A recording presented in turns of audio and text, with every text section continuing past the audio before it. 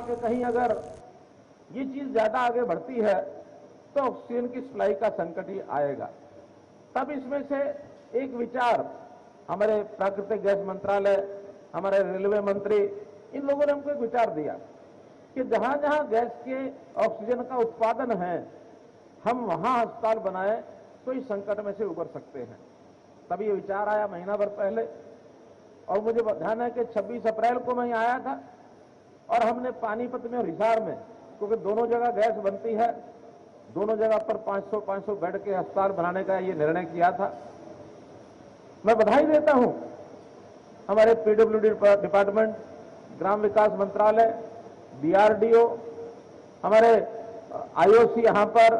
और हिसार में Jindal stainless industry, और भी जितने विभाग लगाए गए उन सब विभागों ने मिल करके और इस प्रोजेक्ट को शॉर्टेस्ट टाइम में, यानी 26 अप्रैल आज 16 मई, मात्र 20 दिन के अंदर,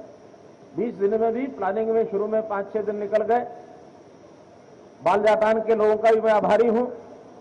जिन्होंने हमको ये स्थान उपलब्ध कराया। हमारी बाल जाटान पंचायत ये बहुत सेंसिटिव है इस मामले में, क्योंकि इन्होंने पहली जब कोरोना की लहर आई थी उस समय मुख्यमंत्री कोरोना रिलीफ फंड की जब स्थापना की तो उस समय 10.5 करोड़ रुपए इस पंचायत ने हमको दिया, और अभी भी इस बार 1.5 करोड़ रुपया इसमें भी इन्होंने योगदान दिया है। तो मैं इस गांव का विशेष आभारी हूं।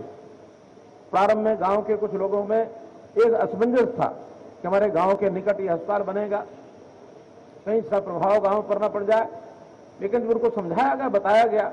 कि प्रभाव तो बिना अस्पताल के भी अगर पड़ेगा तो हम क्या कर लेंगे, और ये प्रभाव अब क्योंकि ग्रामीण क्षेत्र के अंदर बहुत बढ़ता हुआ दिखाई दे रहा है,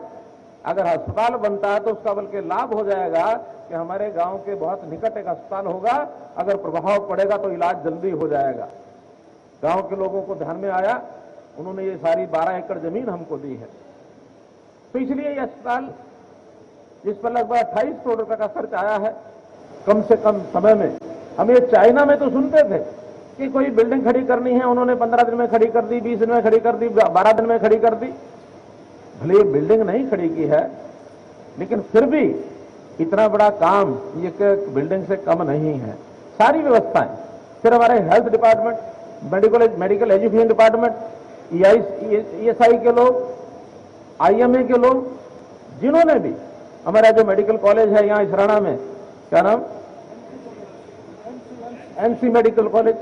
उन्होंने अपना स्टाफ ये हमको दिया है। तो ये सारी व्यवस्थाएं सामूहिक रूप से एक ऐसा विषय जो पहले सोचा कभी नहीं था, इतना जल्दी तैयार हुआ, आज इसका हम उद्घाटन यहाँ कर रहे हैं। 500 बेड का ये बनना है, 300 बेड का आज तैयार हो चुका है, साथ ही 200 बेड का और लगातार तैयार हो जाएगा। आज ही किसी प्रकार का अस्पताल मैं हिसार में उद्घाटन करके आया हूं, वो भी 500 बेड का अस्पताल है, वो भी चालू हो चुका है। तो 1000 बेड की ये व्यवस्था, और अभी सायंकाल 2 छोटे अस्पताल गुड़गांव के अंदर भी उनका उद्घाटन करना है। एक ही दिन में 1400 बेड की बढ़ोतरी। अभी तक जो हमारी जो ऑक्सीजन बेड्स, यानी ICU बेड्स, वेंटिलेटर्स, ये सब कुल मिलाकर के हमारे 17,500 बेड्स अभी तक उपलब्ध थे, जिनका 13,000-14,000 बीच में प्रतिदिन उपयोग होता था। आज से 1500 और बढ़कर के 19,000 बेड्स हो जाएंगे, और ये बेड्स लगातार बढ़ते रहेंगे। आपने सुना हरियाणा के मुख्यमंत्री को, जिन्होंने अब जिस तरीके से हमने अभी आपको थोड़ी देर पहले ही बताया कि 500 बेड की अस्थायी सेवा की गई है, कोविड अस्पताल शुरू किए गए हैं, तो उद्घाटन के दौरान CM ने लाइव आकर ये कहा है कि अस्पतालों में पूरी तरीके से जो तैयारियां हैं मरीजों के लिए, ये पूरी तरीके से प्रदान की जाएंगी। अब इस बात में कितनी सच्चाई है ये तो आगे ही पता चल पाएगा। कोरोना के मामले जब कम होंगे हरियाणा में तो उसमें ही देखने को मिलेगा कि हरियाणा